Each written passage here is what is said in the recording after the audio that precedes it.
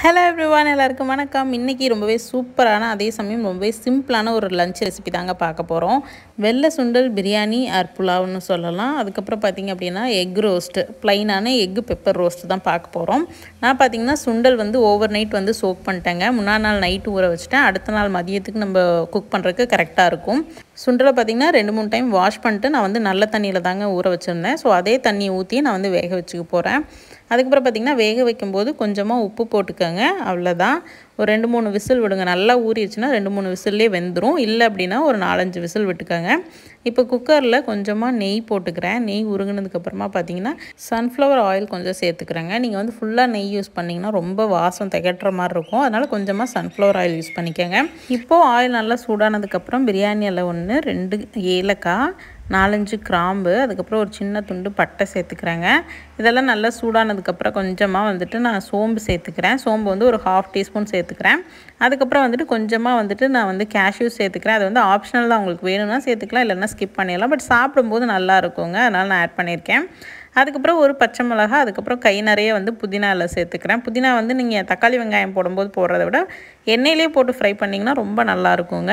அதுக்கு அப்புறம் 2 பெரிய வெங்காயம் நீல வாக்குல கட் பண்ணி வச்சிருந்தேன். அதையும் சேர்த்துக்கலாங்க. வெங்காயம் நல்லா வதங்கட்டுங்க. வெங்காயம் எந்த அளவுக்கு வதங்குதோ அந்த அளவுக்கு டேஸ்ட் நல்லா இருக்கும். அதுக்கு அப்புறம் பாத்தீங்கன்னா 2 டேபிள்ஸ்பூன் அளவுக்கு இஞ்சி பூண்டு பேஸ்ட் சேர்த்திக்கிறேன். இஞ்சி பூண்டு பேஸ்ட் சேர்த்துனதுக்கு அப்புறமா அதோட பச்சை வாசனை போற அளவுக்கு லைட்டா வதக்கி விடலாம். நல்லா வதங்கினதுக்கு அப்புறமா ஒரு 3 தக்காளி சேர்த்துக்கறேங்க. தக்காளி சேர்த்ததுக்கு அப்புறம் நல்லா வந்து தக்காளி வதங்கணுங்க. தக்காளி அப்படியே மசிஞ்சு வரணும். அந்த அளவுக்கு நல்லா வதக்கிக்கலாம். நம்ம அப்படியே வதக்கறதை விட கொஞ்சமா உப்பு சேர்த்து வதக்கணும்னா சீக்கிரம் வதங்கிரும். சோ தேவையான அளவு கல்லுப்பு சேர்த்துக்கிறேன். கல்லுப்பு சேர்த்துட்டு நல்லா வந்து வதங்க விட்டுட்டேங்க. இங்க பாருங்க. இப்பயே பாத்தீங்கன்னா ஒரு தொக்கு கன்சிஸ்டன்சிக்கு வந்துருச்சு. நம்ம மசாலாலாம் எதுவுமே ஆட் பண்ணல. அதுக்கு முன்னாடி இப்படி இருக்கு பாருங்க. இந்த மாதிரி வரணும். இப்போ தேவையான அளவு மஞ்சத்தூள், வரமிளகாய் தூள், அதுக்கு அப்புறம் பிரியாணி மசாலா கொஞ்சமா வாசத்துக்காக கரம் மசாலா கொஞ்சம், அதுக்கு அப்புறம் மல்லித்தூள், வரமல்லித்தூள் இருக்குல்லையா, அது கொஞ்சம் சேர்த்துருக்கேன். ஒரு 1.5 டீஸ்பூன் சேர்த்துருக்கேங்க. இப்போ இது எல்லாத்தையும் நல்லா கலந்து விட்டுறலாம். நான் வந்து வரமல்லித்தூள் சேர்த்தா கொஞ்சம் வந்து திக்னஸ் கிடைக்கும் அதுக்காக. பட் காரம்லாம் கொஞ்சம் கம்மியாக தான் போட்டிருக்கேன். உங்களுக்கு வேணும்னா நீங்கள் வந்து வரமிளகாய் தூள் அதிகம் பண்ணிக்கோங்க, பிரியாணி மசாலா அதிகம் பண்ணிக்கோங்க.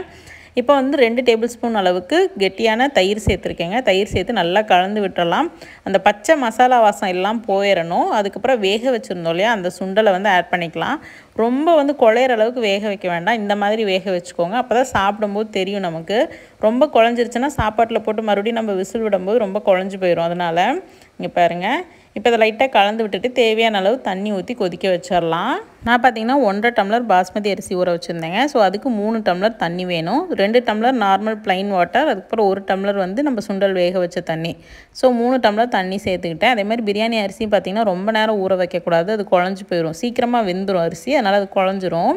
ஸோ நான் பார்த்தீங்கன்னா இப்போது வணக்க ஆரம்பித்ததுக்கப்புறம் தான் தண்ணியில் போட்டேன். ஒரு 10லேருந்து 15 நிமிஷம் நமக்கு மசாலா ரெடி ஆகிற அளவுக்கு டைம் இருக்கும் இல்லையா, அந்த டைம் வரைக்கும் ஊறினா போதும்.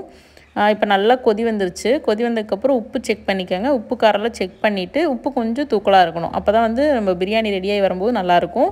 இப்போ அரிசி ஆட் பண்ணிவிட்டு கொஞ்சமாக நெய்யும் ஒரு 2-3 தலை புதினாவும் போட்டிருக்கேன் வாசத்துக்காக.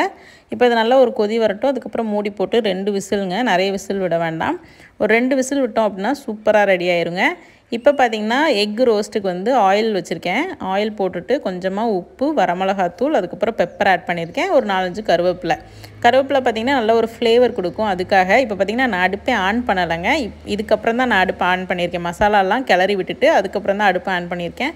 இல்லை அப்படின்னா கரிஞ்சிரும் சீக்கிரமாக. அதனால் இப்போ இது எல்லாத்தையும் நல்லா கலந்து விட்டுட்டு லைட்டாக அடுப்பை சிம்மில் வச்சு நம்ம வந்து கட் பண்ணி வச்சுருந்த பாயில் பண்ணி கட் பண்ணி வச்சுருந்த எக்கை ஆட் பண்ணிக்கலாம். இது வந்து பெப்பர் ரோஸ்ட் மாதிரி பண்ணலான்னு சொல்லிட்டு பெப்பர் அதிகமாக போட்டிருக்கேன். உங்களுக்கு வேணும்னா வரமிளகாத்தூள் கூட நீங்கள் அதிகமாக போட்டுக்கலாம். இப்படி ஒரு திருப்பு அப்படி ஒரு திருப்பி எடுத்தோன்னா ரெடி ஆயிருங்க. ஒரு 2-3 நிமிஷம் வச்சு நீங்கள் குக் பண்ணால் போதும்.